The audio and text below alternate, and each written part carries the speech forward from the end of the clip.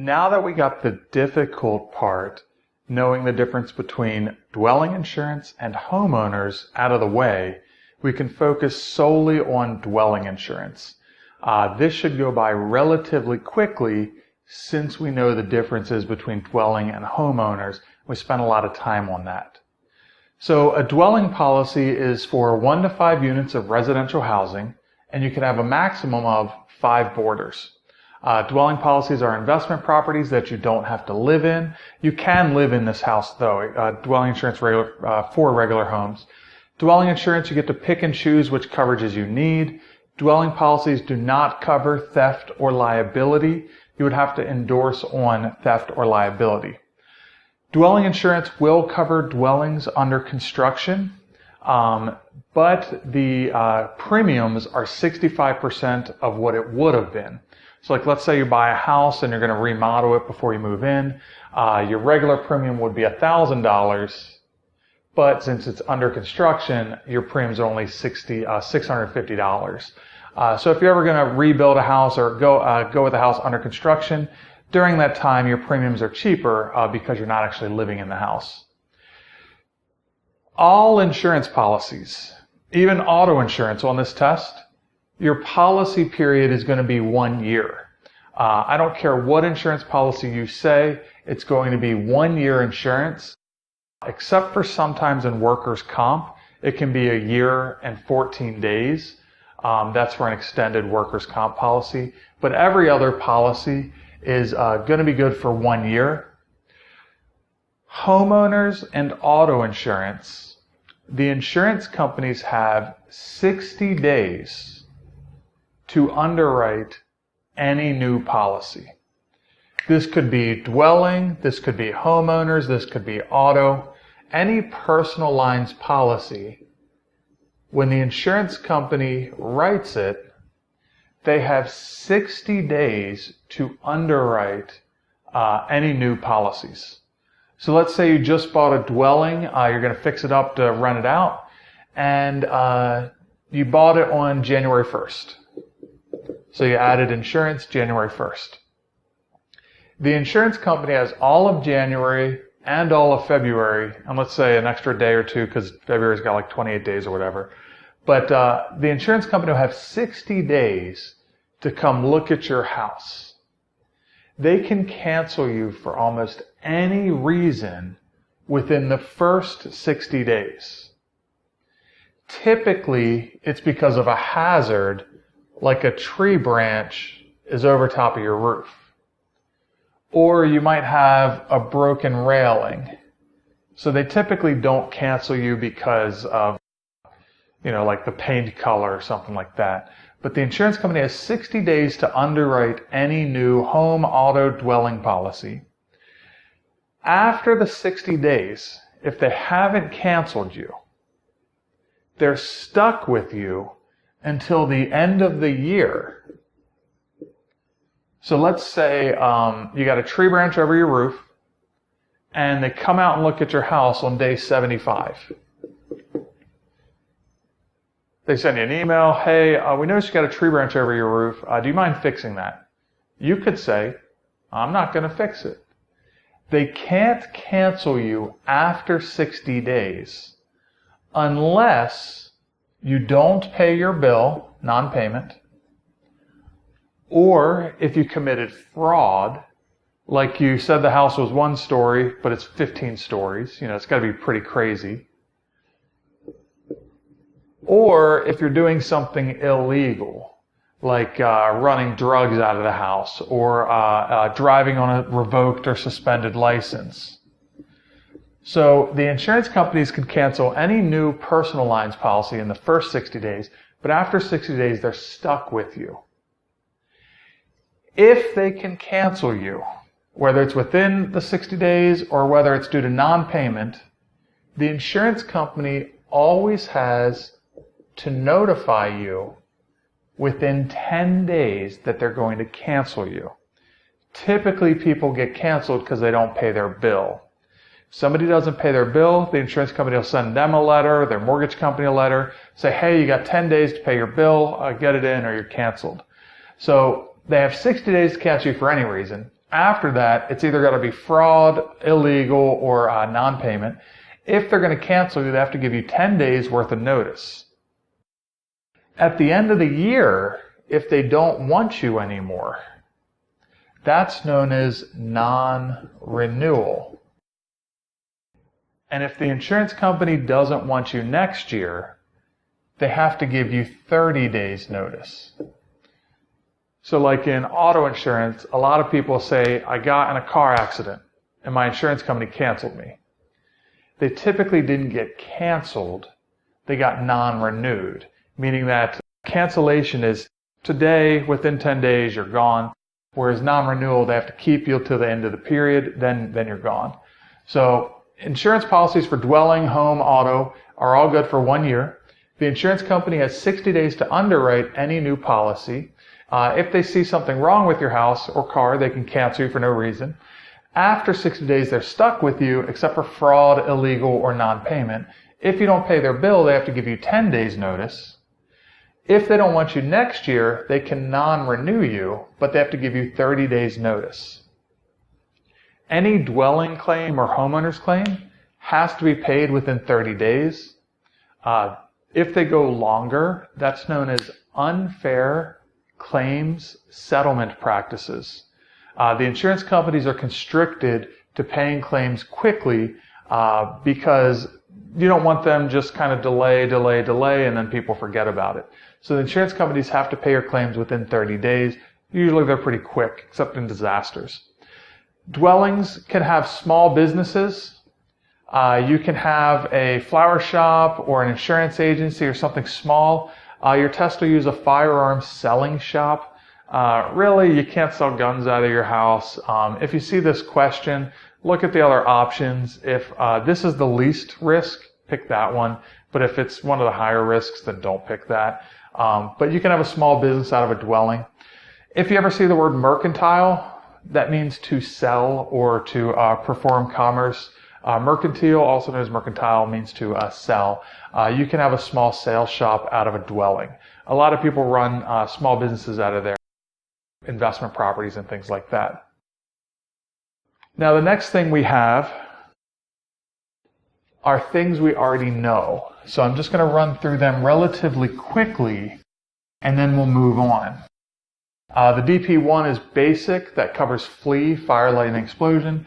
The DP1 extended, you pay extra for, covers wharves, wind, hail, aircraft, riot, vehicle, volcano, explosion, smoke.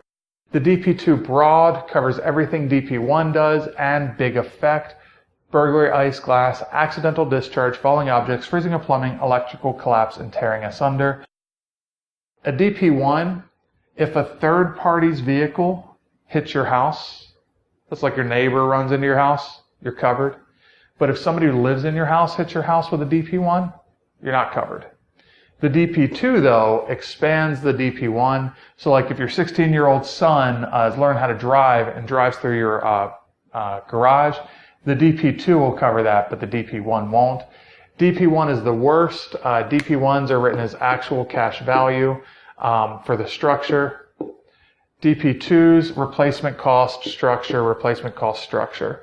So DP3 is known as special.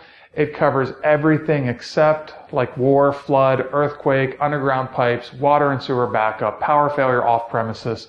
A whole bunch of things are excluded. But we've kind of already gone over these, so we have a few more slides. We'll just hit them and then move on. DP1, flea, wharves, actual cash value, basic. You can add vandalism and malicious mischief onto a DP1. Vandalism, malicious mischief does not cover theft. This covers if like somebody spray paints your house or if somebody sets a fire in your house just to be mean. Vandalism, malicious mischief is really good for investment properties because people do vandalize houses a lot. If somebody breaks into your house and then steals copper plumbing, the actual plumbing's not covered because that's theft. And remember, dwelling policies don't cover theft, whereas VMM will cover all the damage from that. If a property is vacant, remember no person, no property, completely empty. If a property is vacant for 60 days, VMM no longer covers it. So vandalism, malicious mischief typically covers vandalism like graffiti and things like that. And if the property is vacant longer than 60 days, VMM doesn't cover it. Vandalism, malicious mischief does not cover theft. It only covers damage.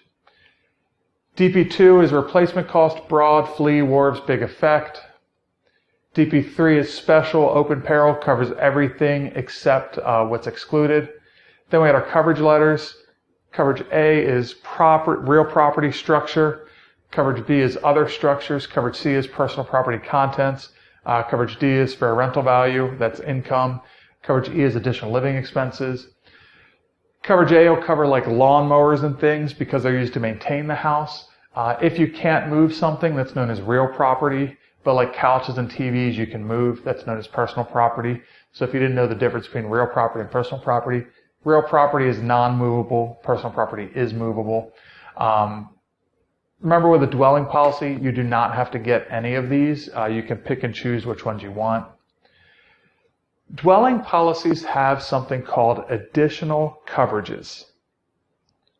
All property insurance, home, dwelling, business, all property insurance has additional coverages.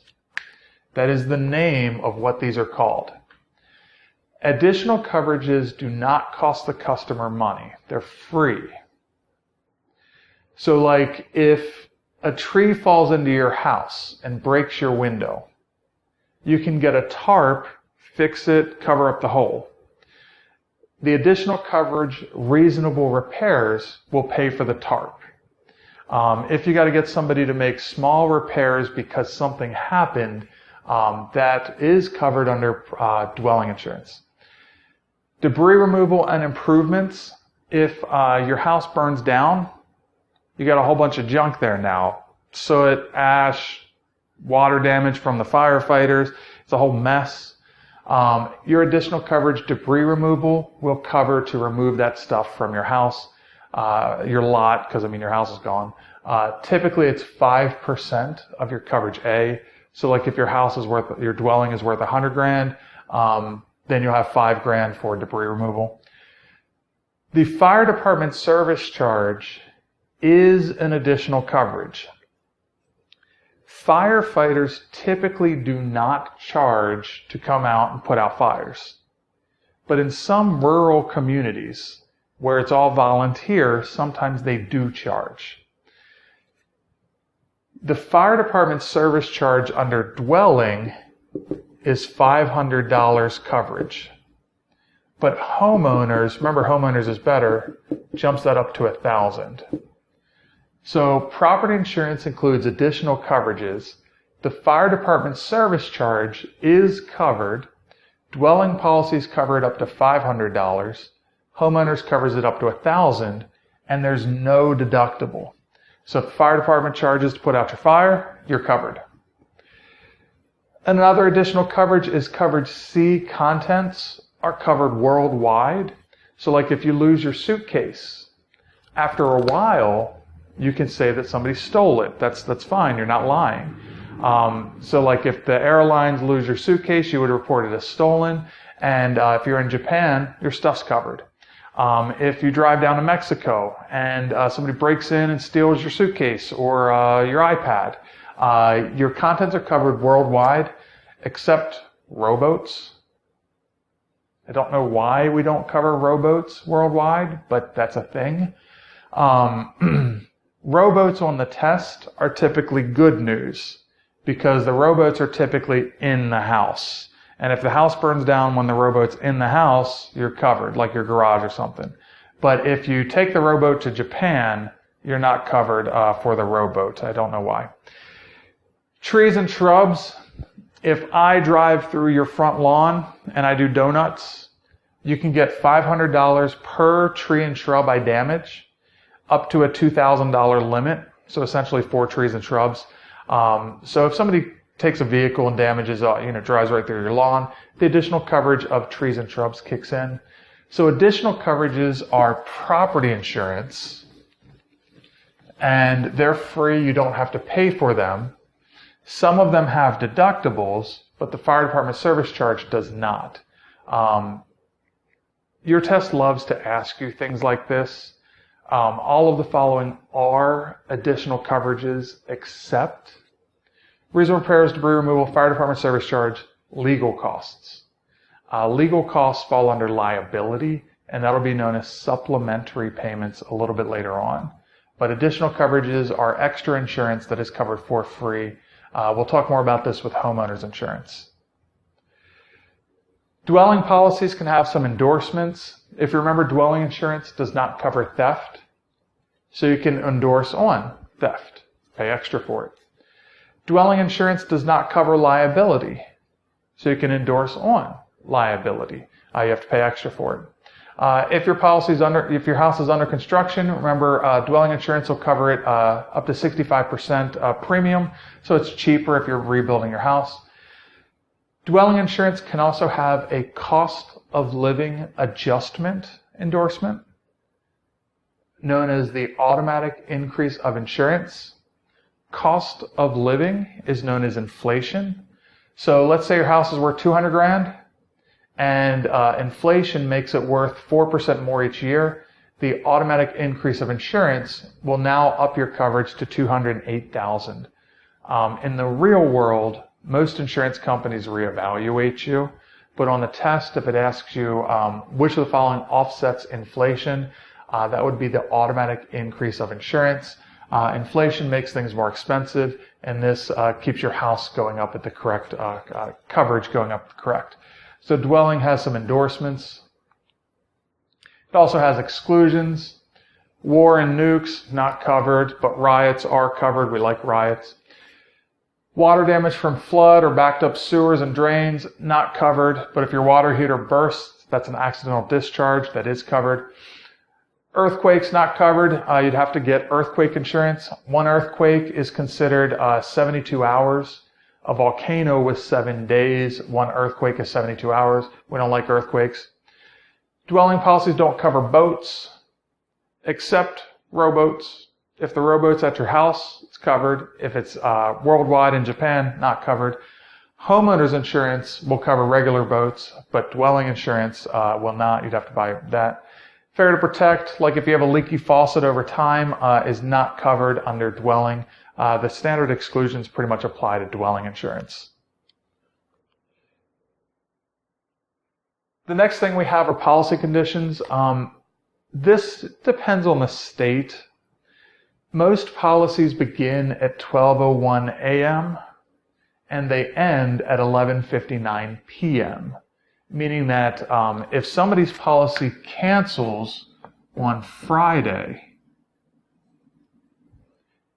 you don't want to put your policy, your new policy, in force on Saturday.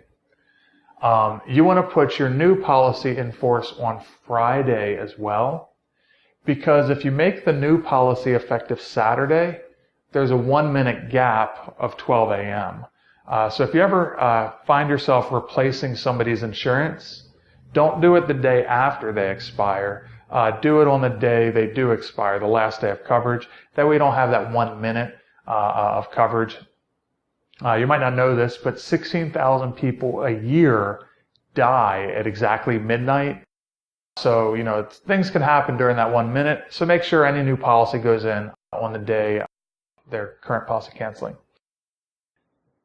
Mortgage companies are typically added onto dwelling and homeowners as an additional insured.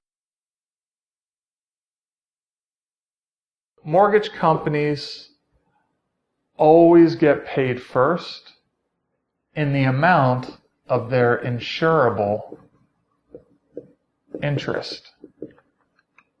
So for example, if you have a house that's valued at $100,000 and you have an $80,000 mortgage, house burns down, mortgage company gets their 80, then you get the 20 left over.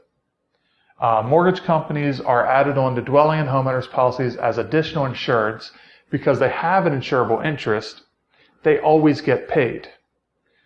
Just like we learned, if they ever cancel you due to non-payment, they still notify the mortgage company.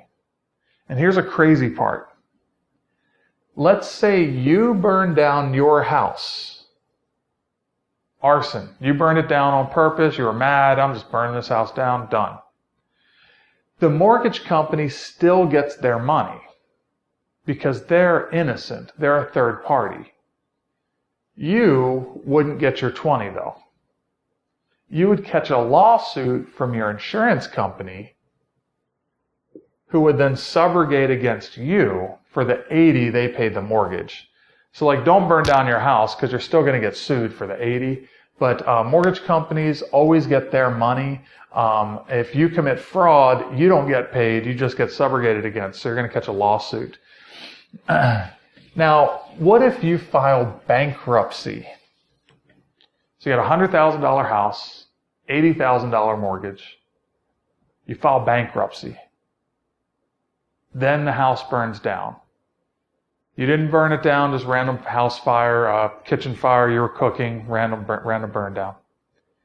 If you file bankruptcy, you still get paid. The only time the customer doesn't get paid is if they're doing fraud. Bankruptcy courts, then they do whatever they want to, but your test could say somebody has a $100,000 house, $80,000 mortgage, the customer filed bankruptcy, then the house burns down.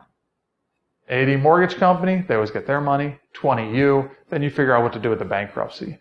So mortgage companies are always going to get their money. You don't get paid if you commit fraud, but if you commit bankruptcy, you still get your money. We already learned this part, but basic insurance is the worst insurance. Basic insurance is written as actual cash value on the structure. And I covered this part more in homeowners, but I might as well say it here. Typically, coverage A is replacement cost unless it's basic. And typically, coverage C is actual cash value. So a little bit later on, you'll learn homeowners, and coverage C is almost always actual cash value. That's contents. But anyway, coverage A on a basic policy is actual cash value.